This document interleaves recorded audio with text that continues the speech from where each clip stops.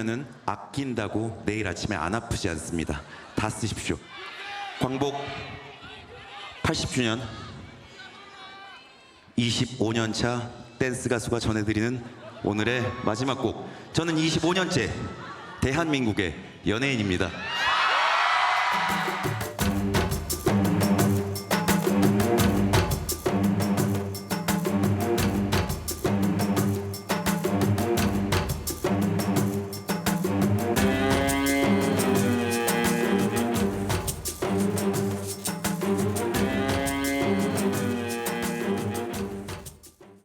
네, 세 분과 살펴보겠습니다. 김유진 아나운서, 손정혜 변호사, 이경민 변호사 나오셨습니다. 오십시오. 안녕하세요. 어젯밤에 이 소식이 알려져서 지금 좀 뜨거워요. 싸이 씨와 관련한 사건입니다. 맞습니다. 싸이 씨가 의료법 위반 혐의로 지금 경찰 조사를 받고 있다는 소식입니다. 싸이 씨는 2022년부터 최근까지 대면 진찰을 받지 않은 채로 서울의 한 대학병원에서 향정신성 의약품인 자닉스와 스틸록스를 처방을 받고 이것을 매니저 등 제3자에게 대리 수령을 하게 한 혐의를 받고 있는 상황인데요. 예. 싸이 씨가 처방받은 약품은 일종의 수면제라고 알려져 있습니다. 예. 불안장애 및 수면장애에 쓰는 약이라고 하고요.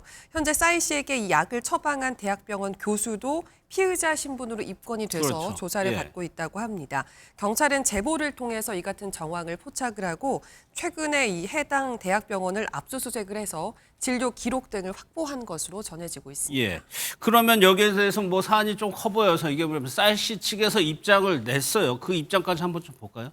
네, 일단은 그 싸이 씨 소속사 측에서는 지금 이 수면 장애와 관련해서 수면제 지금 진단을 받았고 어쨌든 그때 당시에 이제 수령을 했을 때 대리 수령이라고 이야기를 하고 있습니다. 예. 그래서 이제 대리 처방이 아닌 대리 수령이라고 이야기를 하면서 이 부분에 대해서 이제 명백한 가오이자 불찰이라고 하면서 이제 죄송하다는 입장을 밝혔는데 사실 이 부분에 있어서는 이제 대리 수령인지 대리 처방인지에 따라서 이제 법적인 적용을 되는 제명도 달라질 수가 있는 부분이거든요. 예. 예. 그래서 일단은 뭐 싸이 씨 측에서는 대리 수령이나 입장을 밝혔고 아까 이제 말씀해주신 뭐 대학병원 의사 같은 경우에도 지금 입건이 되어 있는 상태인데 똑같이 이제 비대면 진료는 했다. 그러니까 이제 대리 처방이 아니라 이제 비대면 진료를 했기 때문에 대리 수령에 가까운 그런 입장을 같이 이제 표명을 했다라고 이해를 하시면 될 것 같습니다. 예. 사실 수면제 관련 것들이 대리 처방이 가능하다면은 범죄로 악용될 수 있기 때문에 이 부분을 아주 꼼꼼하게 지금 뭐 당국에서 보고 있는 건 대리 처방과 대리 수령은 차이가 커요.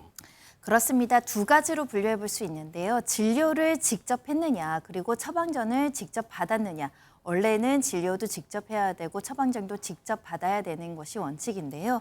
지금 대리 처방이라는 것은 본인이 아니라 다른 사람이 이제 진료를 받아서 이제 처방했다는 것이기 때문에 예. 이건 역시 불법이고요.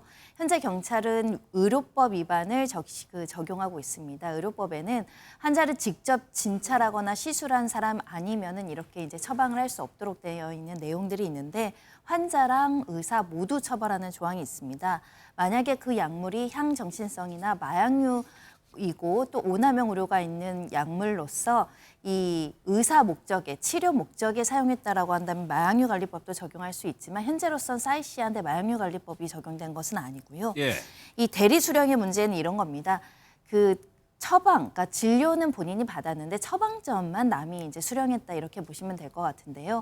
약사법에 규정이 되어 있습니다. 약사법에서는 원칙적으로 본인이 처방전을 받아가야 되는데 아주 그렇죠. 예외적으로 거동이 어렵거나 정신적으로 문제가 있어서 도저히 본인이 직접 나오기 어려운 경우에 직계 가족이라든가 간병인이라든가 아니면 시설에 있는 사람이 대리 수령하는 예외적인 조항 경우를 제외하고는 모두 불법으로 이제 처벌하게 되어 있고 1년 예. 이하의 징역 1,000만 원 이하의 벌금에 처해지도록 되어 있습니다.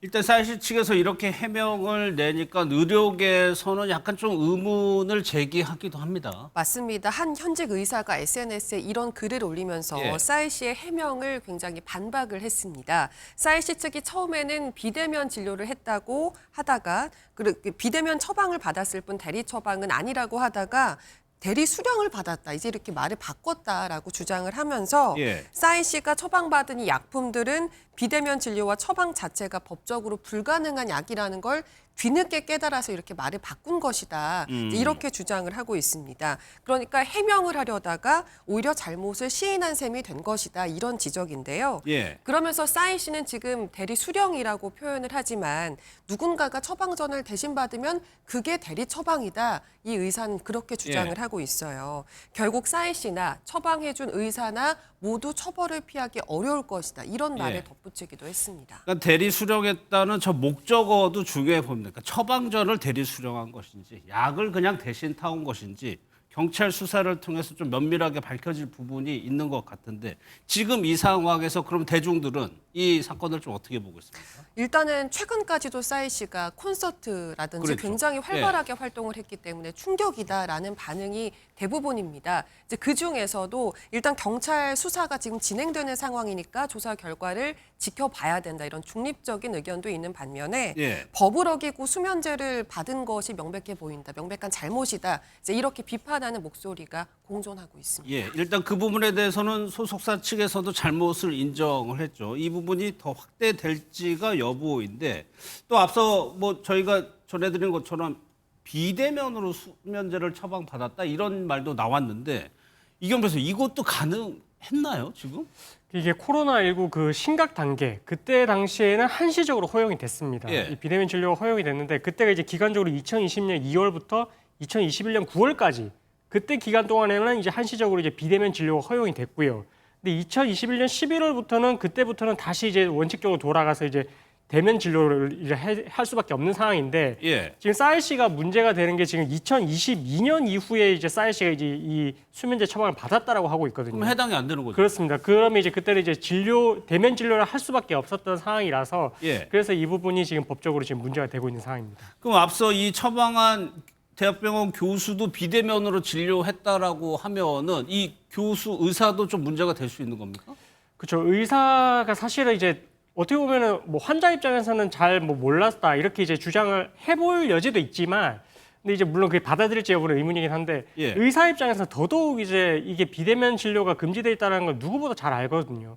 특히나 이제 향정신성 의약품이 이게 오남용의 위험성이 너무나 큰 것이기 때문에 의사가 그런 부분들을 인지를 한 상태에서 이거를 계속해서 꾸준히 만약에 비대면으로 이렇게 진료를 해줬다라고 할 것 같으면 그럼 이 부분에 있어서는 의사도 이제 어느 정도 이제 처벌의 수위가 높을 수밖에 없는 상황이고 그래서 이 사실관계를 따져봐야 될 것 같은데 일단은 대리 수령이라는 표현 자체가 조금 이제 비대면 진료에 이어서 이렇게 이제 했다라는 부분인데 결국 이제 그게 어떻게 보면 해석을 해보면 대리 처방이라고 또 보여질 여지도 있는 게 아닌가 또 이렇게 생각이 돼서 이 부분은 일단은 뭐 수사가 진행 중이라서 최종적으로 어떤 혐의가 적용될지는 좀 지켜봐야 될 것 같습니다. 그러니까 손정일 변호사님 지금 보면은 의사가 있고 싸이 씨가 있고 대리로 뭔가를 수령했다는 사람이 있을 테고 이걸 다 조사를 할 텐데 만약에 수면제를 대리로 처방을 받는다면 형량이 꽤 크죠. 일단 의료법을 적용할 수 있는데 의료법은 1년 이하의 징역 1천만 원 이하의 벌금에 처해지도록 되어 있고 의사 그리고 환자 모두 처벌할 수 있는데 만약에 이 성분이 마약류 성분이라거나 향정신성 의약품인데 의료 목적 아니고 오남용해서 이게 의존성을 보이거나 중독성을 가지는 그 상태에서 이렇게 반복적으로 굉장히 많은 횟수를 대리 처방받았다라고 하면 마약류관리법 위반으로 1년 이상의 징역, 10년 이하의 징역형에 처해질 수도 있습니다. 그렇기 때문에 실제 그 당시에 싸이 씨가 가지고 있는 기저질환이 무엇이었고 그 정도 양의 수면제가 실질적으로 의료 목적으로 필요했는지 여부, 이게 오남용 우려가 있는 성분인지 여부, 실제로 그리고 의료적인 목적으로 이게 처방이 됐는지 여부를 종합적으로 모두 고려하게 되고 있거든요. 일단 싸이 씨의 주장은 현재 내가 수면장애나 이런 것들에 대한 만성적인 진단을 이미 받았고 그의 필요 최소한도의 어떤 약물을 받았을 뿐이다라고 한다면 마약류관리법 위반까지는 적용되지 않을 가능성이 있지만 그러지 않고 평균적인 횟수나 숫자를 넘어서서 의존성을 보일 만큼의 수면제 약을 처방받았다, 광범위하게 무분별하게 받아갔다라고 한다면 또 사건은 마약류관리법으로 확정될 수도 있습니다. 거기서 이제 약을 지어주는 사람이 있어야 되기 때문에 약사까지도 포함이 되는 거죠. 만약에 맞다면. 약사법에는 규정이 있기 때문에 약사도 문제될 여지는 있지만요. 현재까지는 처방전을 이 타인이 대신 발급받은 것까지 약사가 인식했는지 여부를 확인하기는 좀 어려울 수 있을 것 같기 때문에 현재 약사까지는 입건된 것으로 보이진 않습니다.